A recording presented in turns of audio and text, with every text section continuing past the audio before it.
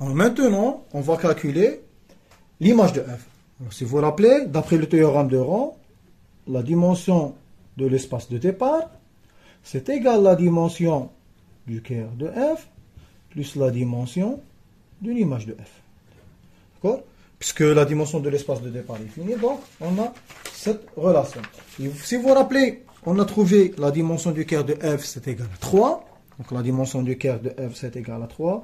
La dimension de l'image, c'est m de 2r, c'est égal à 4. Donc forcément, on doit trouver que la dimension de l'image, c'est égal à 1. D'accord?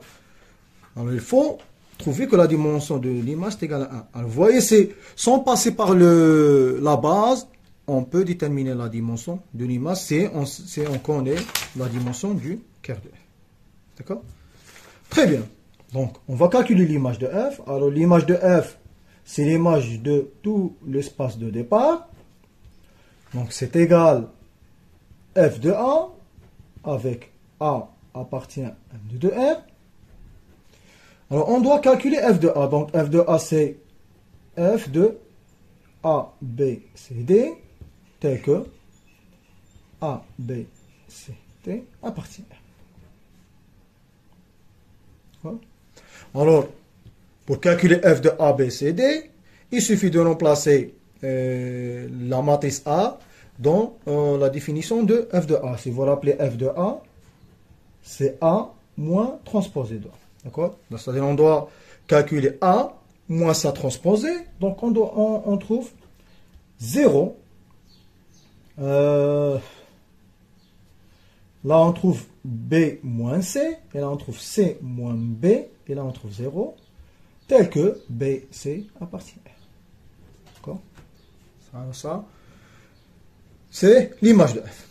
Alors maintenant on va chercher. Cherchons une base de l'image de f. Alors, pour déterminer une base de f, il suffit d'appliquer toujours la méthode de séparation des variables. Donc, image de f égale. On va faire deux méthodes. La première méthode, c'est la méthode classique. Par exemple, on va faire sortir le b. Donc, ça va être égal à 0, 0, 1, moins 1, 0. 0, 1, moins 1, 0. Plus c fois 0, moins 1, 1, moins 1, 0. Tel que b, c appartient à r. D'accord? Et on va noter, par exemple, cette famille, ce vecteur B1 et ce vecteur B2. Ce qui implique que B1, B2 est une famille génératrice de l'image de f.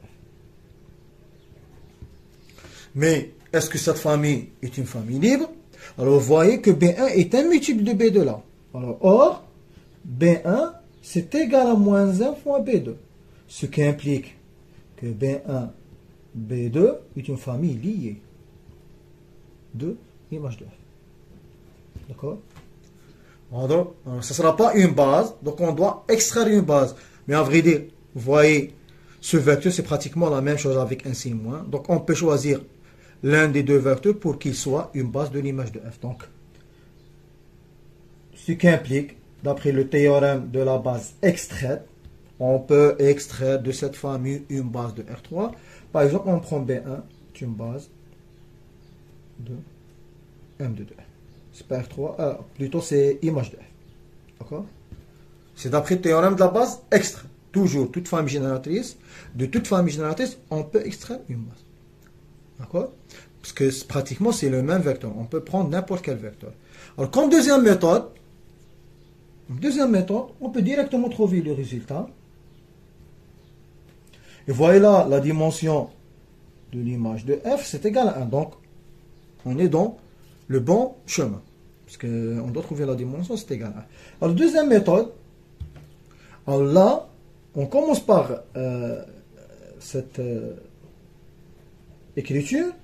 À la place de faire sortir le b et le c d'une manière séparée, on va considérer, ou bien on va poser toute cette quantité égale par exemple à alpha. Et on fait sortir le b moins c. Alors il nous reste 0, 1, moins 1, 0. Tel que b, c appartient à r. Par exemple, si on pose cette quantité, c'est égal à alpha, donc c'est alpha fois un vecteur tel que alpha appartenant à R, ce qui implique que cette famille, on a déjà noté B1, d'accord, B1 est génératrice. Génératrice de image de R, parce que c'est un seul vecteur qui est différent de 0, donc c'est une famille libre, donc c'est une base et la dimension c'est égal à 1. Alors vous pouvez faire sortir n'importe quelle quantité pour avoir un vecteur plus 1. D'accord? On peut même faire sortir C moins B. L'essentiel, vous devez faire sortir un facteur commun. D'accord? Donc, on a calculé la dimension du cœur et la dimension de l'image. La dernière question, est-ce que F est injectif, surjectif ou bijectif? Alors, rappel.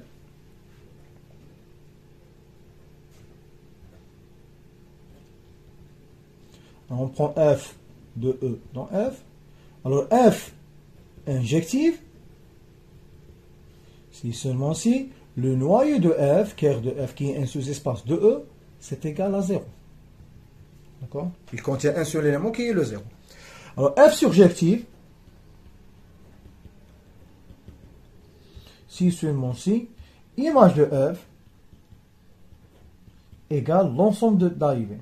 Si vous vous rappelez, l'image de F est un sous-espace vectoriel de F. Le noyau est un sous-espace vectoriel de E.